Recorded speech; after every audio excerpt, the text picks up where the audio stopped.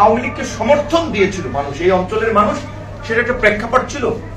ওই সময় যদি পাকিস্তানিরা শেখ মুজিবের কন্যা শেখ হাসিনা যেভাবে দানবের মতো যাত্রাবাড়ি, মিরপুর, উত্তরা বিভিন্ন জায়গায় হেলিকপ্টার থেকে সাপ থেকে গুলি চালিয়েছিল, সেদিন যদি পাকিস্তানিরা 7ই মার্চ সোহরাওয়ার্দী উদ্যানের মধ্যে একটা বোম মাইরা দিত, কি হইতো আন্দোলন সংগ্রামের?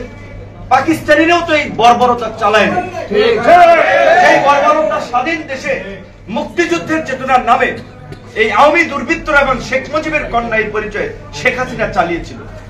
তো আমরা লক্ষ্য করলাম যে এই রকমের একটা গণহত্যা, জঘন্য হত্যাযজ্ঞ, এখানে যারা আছেন অনেকের রাজনৈতিক মতাদর্শ আমার সাথে একমত না, কিন্তু আজকের যে বিষয় হজ উমরাহ গামী আমাদের মুসলমানদের, মুসলিম ভাই বোনরা একটা ধর্মীয় অনুভূতির জায়গা, আবেগের জায়গা, তারা মদিনায় যায়, মক্কায় যায়, স্বল্প খরচে যেন যেতে পারে। মার্কেটিং এর ভাষায় একটা কথা আছে, আপনি দাম কমান লাভ বেশি করেন, কারণ যদি দাম কমান ক্রেতা বাড়বে। তাহলে এই যে বেশি দাম বাড়াইয়ে তো অনেক মানুষের যাওয়ার সুযোগও বঞ্চিত করে দিচ্ছে। তো এই দাবিতে আমরা এখানে আসছি, কারণ আমরা সবাই মুসলমান, আমাদের ইসলামে মূল্যবোধ আছে, আল্লাহ খুদার ভয় আছে, মরার পরে জবাবদিহি করতে হবে এই ভয়টা আছে। কাজে দিনের কাজকর্মের সাথে ইসলামের সাথে সাংঘর্ষিক হয় সেরকম কাজ তো আমরা না করারই চেষ্টা করে থাকি।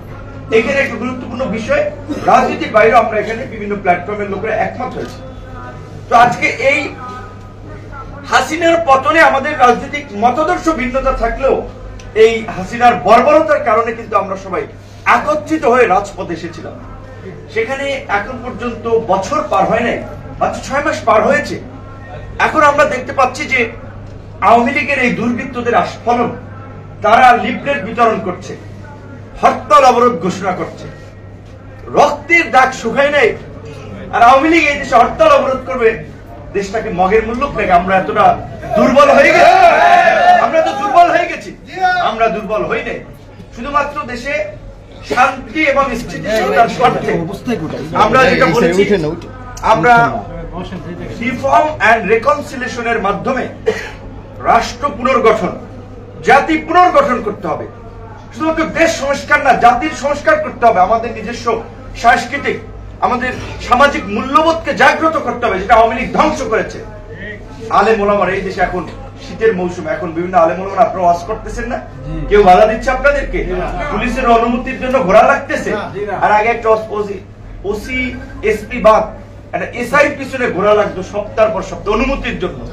মানে এমন জমিদারি ভাব করতো, মনে হয়েছে তারা যেন কি একটা বিষয়ের জন্য আসছে, তার ব্যক্তিগত একটা বিষয়, একটা ধর্মীয় আলোচনা, কোরআনের আলোচনা, সেটার জন্য বাধা বিঘ্ন। তারপর আবার আওয়ামী লীগের পাতি নেতা, সাথী নেতা, হ্যাঁ অতিথি করা লাগবে, মাইকে বাধা, এই সেই নানা ধরনের সমস্যা করতো।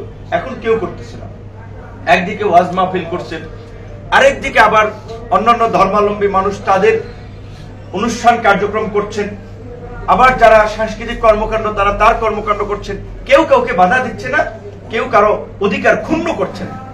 এইটাই হচ্ছে পরিবর্তিত নতুন বাংলাদেশ। সবার স্বাধীনতা রয়েছে, ব্যক্তি হিসেবে, নাগরিক হিসেবে, এই রাষ্ট্রের নাগরিক হিসেবে পার্বত্য চট্টগ্রামের ক্ষুদ্র নৃতাত্ত্বিক গোষ্ঠী সম্প্রদায়ের লোকেরাও তাদের অধিকার ভোগ করবে।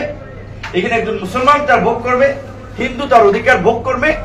এইটা আমরা নিশ্চিত করতে চাই। রাষ্ট্র হিসেবে যদি আমরা নাগরিকদের এই অধিকারটা নিশ্চিত করতে না পারি, তাহলে আমাদের মধ্যে বিভাজন তৈরি হবে, বিদেশি শক্তিগুলো আমাদের নিয়ে খেলবে, দেশে নানান ধরনের অস্থিরতা তৈরি করবে। আমরা সকলের অধিকারের প্রশ্নে শ্রদ্ধাশীল, কিন্তু একটা বিষয় আমাদেরকে রাজনৈতিক মত পথের বাইরে গিয়ে পরিষ্কার হতে হবে যে এই জঘন্য গণহত্যাকারী আওয়ামী লীগ এবং তার দোসরদের রাজনীতি এই দেশে চলবে না। রাজনৈতিক ভাবে নিষিদ্ধ করতে হবে।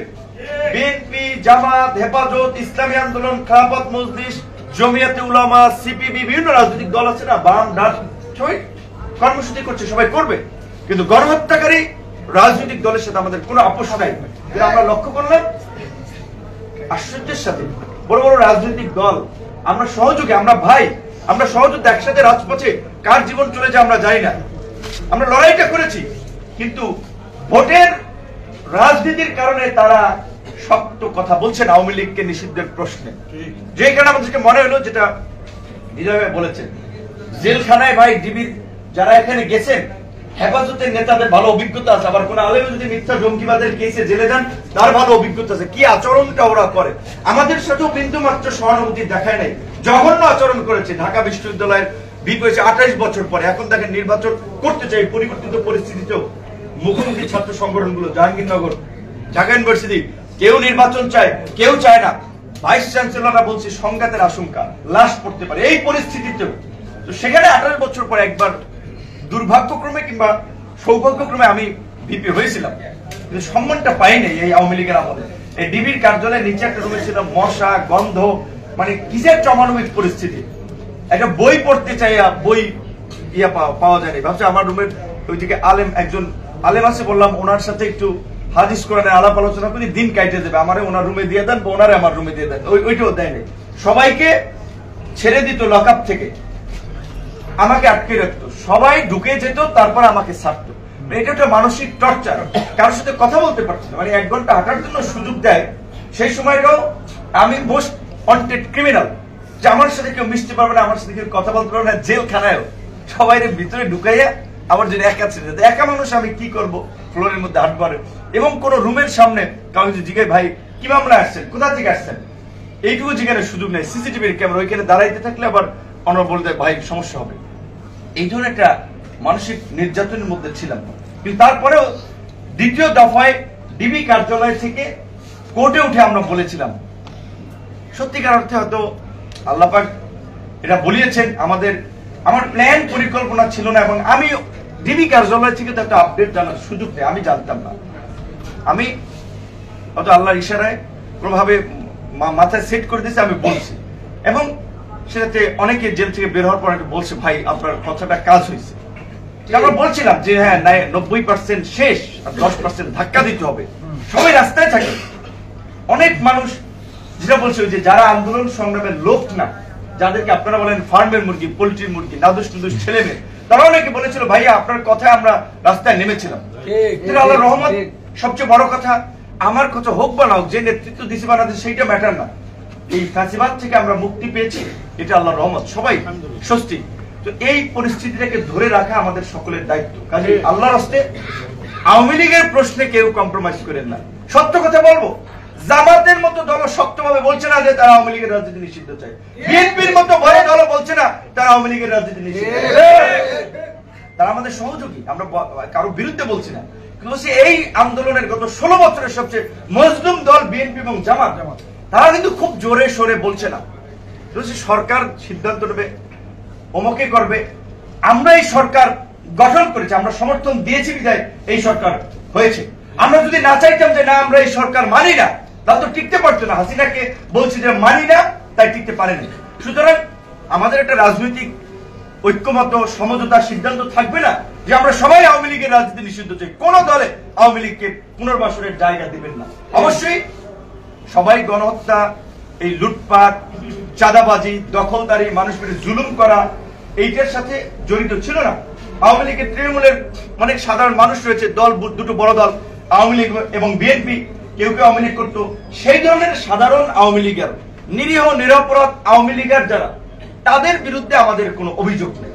তারা রাজনীতি করবে, অন্য দল করুক, নতুন দল করুক, আমাদের কোনো আক্ষেপ নেই। কিন্তু এই নিকৃষ্ট দলের নামে, এবং এটা আওয়ামী লীগ না, আওয়ামী লীগ এদেশে ভারতীয় এক্সটেনশন, একটা ভারতীয় এজেন্ডা বাস্তবায়নকারী দল ভাই। এই আওয়ামী লীগকে কামব্যাক করানোর জন্য ভারত এবং তার বন্ধুরা প্রয়োজনে কয়েক হাজার কোটি টাকা ব্যয় করবে।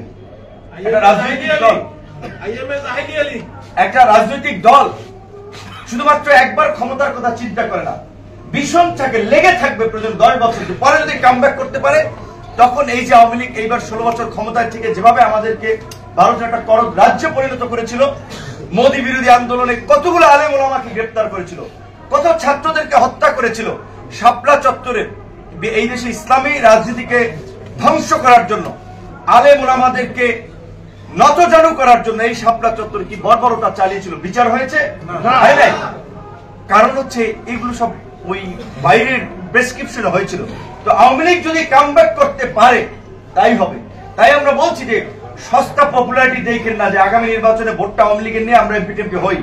দূরদর্শী চিন্তা করেন, রাজনীতি সবাই করেন যার যার দল থেকে, আপনারা ক্ষমতা আসেন, বিএনপি আসুক, জামাত আসুক, হেফাজত আসুক, ওই সিপিবি বামপন্থীরা আসুক, আপত্তি নাই, কিন্তু আওয়ামী লীগের প্রশ্ন অবস্থান পরিষ্কার করেন। তো আমরা আজকে সেটার জন্য তাদের নিষিদ্ধ গণহত্যার সাথে জড়িতদের বিচারের দাবিতে একটা সংবাদ সম্মেলন আমরা করেছিলাম। যাই হোক, আজকে এই কারণে একটু লেট হয়েছে এবং এটা আগামীকালকে সমস্ত জেলায় জেলায় প্রধান উপদেষ্টা বরাবর আমরা একটা স্মারকলিপি দিচ্ছি, সফট কর্মসূচি। সরকার যদি কার্যকর পদক্ষেপ না হয় তারপরে হার্ড কর্মসূচি।